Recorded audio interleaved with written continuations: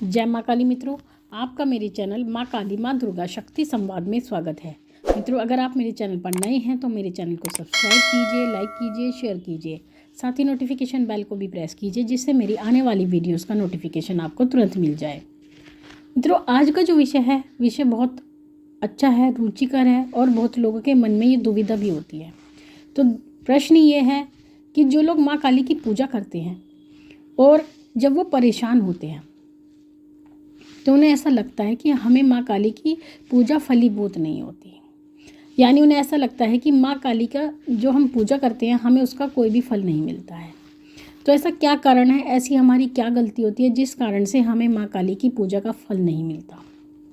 देखिए मित्रों, पहली बात तो ये, आप किसी भी देवी देवता की पूजा करते हैं उसमें माँ काली भी हो सकते हैं, माँ दुर्गा भी हो सकती हैं, भोलेनाथ भी हो सकते हैं, हनुमान जी भी हो सकते हैं, भैरव जी भी हो सकते हैं और कोई पीर साधना भी हो सकती है। जो भी आप करते हैं या किसी को भी मानते हैं, बाबा मोहन राम भी हो सकते हैं, कोई भी हो सकता है, जिनको भी आप मानते हैं, जो भी आपके इष्ट देव हैं।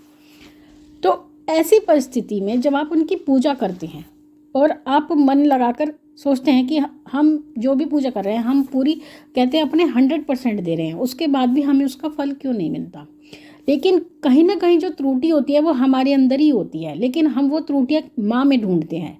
यानी हम क्या सोचते हैं, माँ हमारी बात सुनती नहीं है, माँ हमारे लिए कुछ करती नहीं है, माँ को क्या हम दिखाई नहीं देते, माँ को क्या हमारे दुख दिखाई नहीं देते। तो ऐसा हम बार बार माँ को कहते रहते हैं और कहीं ना कहीं हम माँ के ऊपर दोषारोपण करते रहते हैं। तो इसी कारण से हमारी जो पूजा होती है वो फलीभूत नहीं होती। तो ऐसी ही कुछ बातें हैं जो मैं आपको बताऊंगी। जब आप खुद सोचेंगे, बैठ के विचार करेंगे, तो आपको कहीं ना कहीं लगेगा कि ये हमारी गलतियां हैं जिस कारण से हमें हमारी पूजा का फल नहीं मिलता है, माँ काली की पूजा हमें फलीभूत नहीं होती है। देखिए, पहली बात तो अगर आप किसी भी देवी देवता की पूजा करते हैं, पूजा एक ऐसी चीज़ है जिसमें आपको मिलता बहुत कुछ है, लेकिन सबसे पहले आपको देना पड़ता है।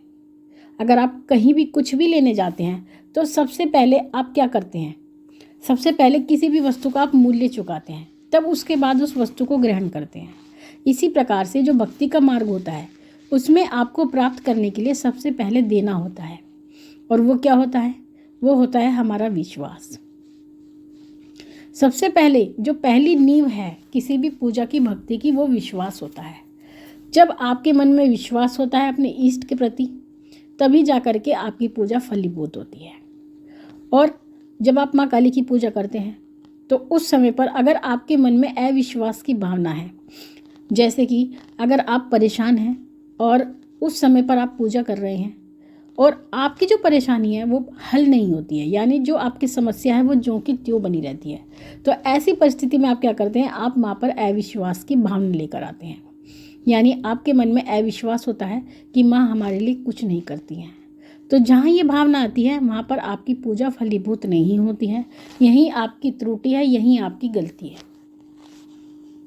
दूसरी बात, आप लोग पूजा करते हैं माँ काली की, सेवा आराधना करते हैं, साधना करते हैं, तो ऐसी परिस्थिति में बहुत लोग ऐसे होते हैं जो अपनी पूजा का गुणगान करते हैं, जबकि माँ काली को बिल्कुल भी ये बात पसंद नहीं है कि कोई व्यक्ति अपनी पूजा का गुणगान करे। ऐसे मैंने बहुत लोग देखे हैं जो पूजा तो करते हैं तिल भर और गुणगान करते हैं पूरा जहाज भर, जिसे कहते हैं पूरा पर्वत जितना अपना गुणगान करते हैं। तो ये चीज़ भी माँ को पसंद नहीं है, क्योंकि माँ को बड़ बोले व्यक्ति बिल्कुल भी पसंद नहीं है। और अगर आप ये करते हैं तो ये आपकी गलती है, और इसी गलती के कारण आपको अपनी पूजा का फल नहीं मिलता है। जब मित्रों माँ काली की पूजा की जाती है तो माँ काली की एक ऐसी पूजा है जिसमें व्यक्ति को बहुत अनुभव होते हैं, उन्हें बहुत संकेत मिलते हैं। तो ऐसी परिस्थिति में लोग अपने अनुभवों को, अपने संकेतों को अन्य व्यक्तियों के साथ साझा करते हैं, यानी शेयर करते हैं।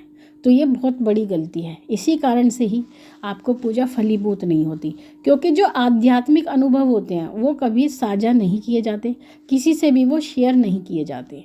अगर शेयर किए जाते हैं तो केवल अपने गुरु से किए जाते हैं।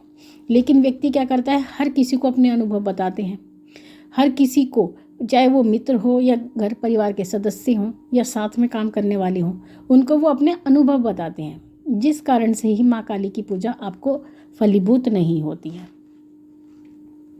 जो लोग माँ काली की पूजा करते हैं वो केवल माँ काली की ही पूजा करते हैं, वो किसी अन्य देव की पूजा नहीं करते। ये भी एक उनकी गलती होती है जिस कारण से आपको उनकी पूजा का फल नहीं मिलता है, क्योंकि माँ काली कभी अकेले नहीं चलती हैं, ये आपको पता होना चाहिए। माँ काली हमेशा भैरव जी के साथ और हनुमान जी के साथ चलती हैं, लेकिन भैरव जी को तो मनाना ही पड़ता है माँ काली की पूजा में, ये तो बिल्कुल ज़रूरी चीज़ है, लेकिन लोग ये नहीं जानते। ऐसी परिस्थिति में वो केवल माँ काली की पूजा करते हैं। और जो लोग माँ काली की पूजा करते हैं उनको ये भी ज्ञान नहीं है कि माँ काली के पूजा के साथ साथ भोलेनाथ को भी मनाया जाता है, तो इसी कारण से भी उनकी पूजा फलीभूत नहीं होती है। यानी उनको ये ज्ञान ही नहीं होता कि हमें सहायक देव की पूजा करनी है या फिर कौन से सहायक देवों की पूजा करनी है जिससे माँ काली प्रसन्न हो जाए और हमें उनकी पूजा का संपूर्ण फल प्राप्त हो। तो ये भी एक उनकी त्रुटि होती है। जो लोग माँ काली की पूजा करते हैं, कई बार ऐसी भी परिस्थिति होती है, कुछ ऐसे भी अनुभव होते हैं जिस कारण से वो डर जाते हैं। कुछ लोग माँ काली की पूजा में डर का अनुभव करते हैं और क्योंकि माँ काली की पूजा में जो अनुभव होते हैं और उन्हीं अनुभव के कारण उनके मन में डर पैदा होता है, जबकि हमें डरना नहीं चाहिए, क्योंकि माँ है, माँ कभी किसी का बुरा कर ही नहीं सकती, माँ कभी अपनी संतान का बुरा नहीं कर सकती। वो जब भी आएंगी आपके लिए कुछ ना कुछ लेकर आएंगी, आपके लिए कुछ ना कुछ अच्छा ही करेंगी। तो ऐसी परिस्थिति में आपको बिल्कुल भी डरना नहीं चाहिए। अगर आप डर का अनुभव करते हैं तो यहाँ पर आकर आप फेल हो जाते हैं, तो आपको बिल्कुल भी डर का अनुभव नहीं करना है।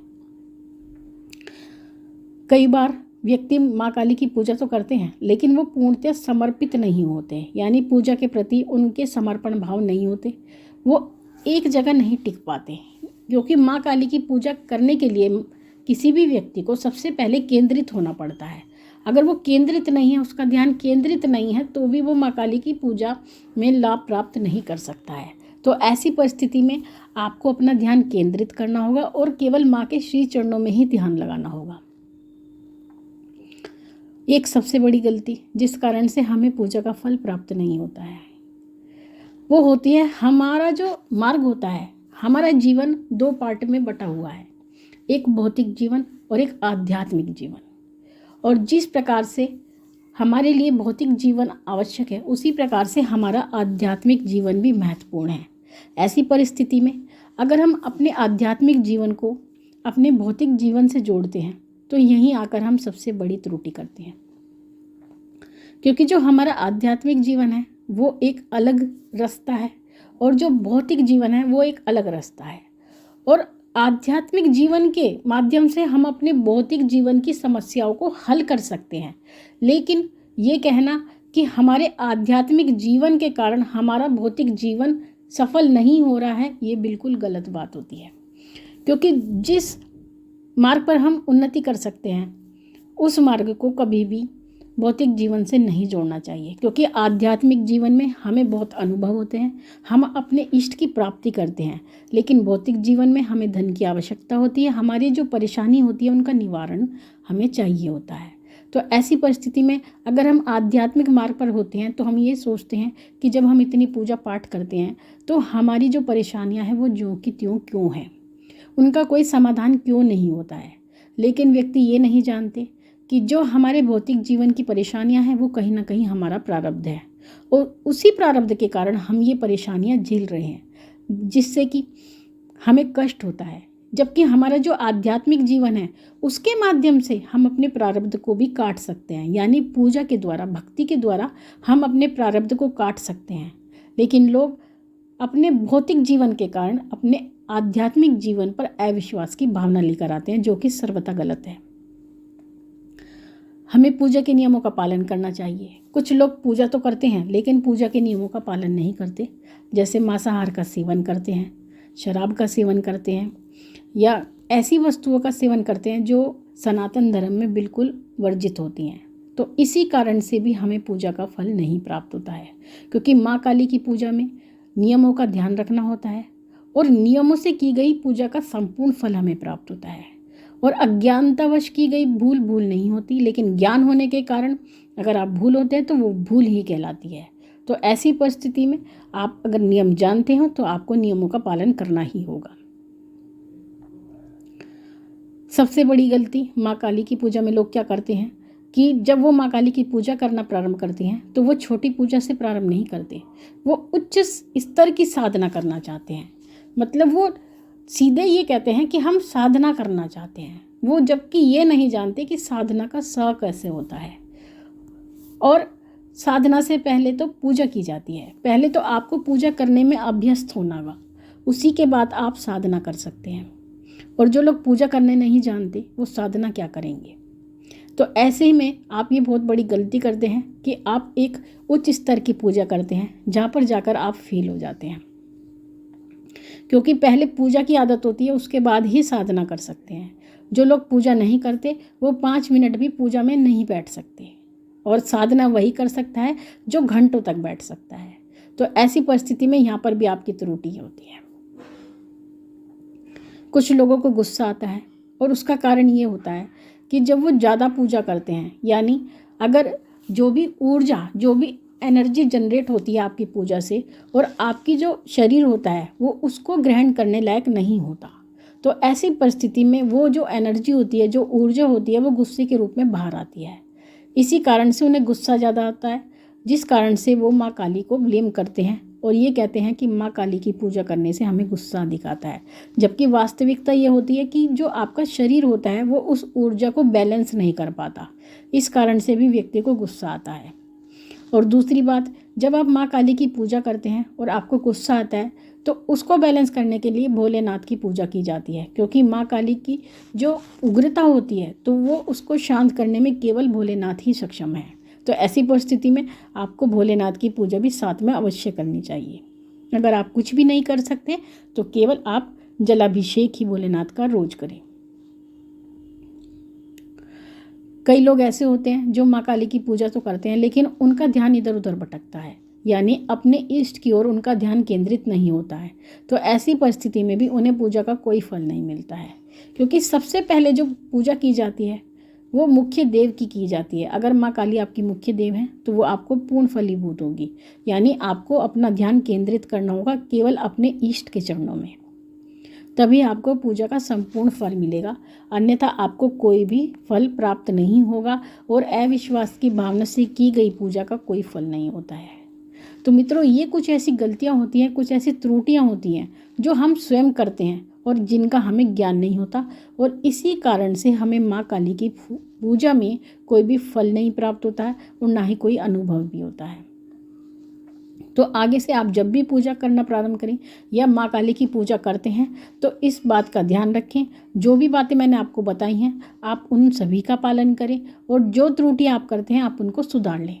तो माँ काली की पूजा आपको पूर्णतः फलीभूत होगी। महारानी आपके सभी कष्टों को दूर करेगी और आपका कल्याण करेगी, और आने वाले जीवन का भी कल्याण करेगी। तो मित्रों, ये थी जानकारी आप सभी के लिए।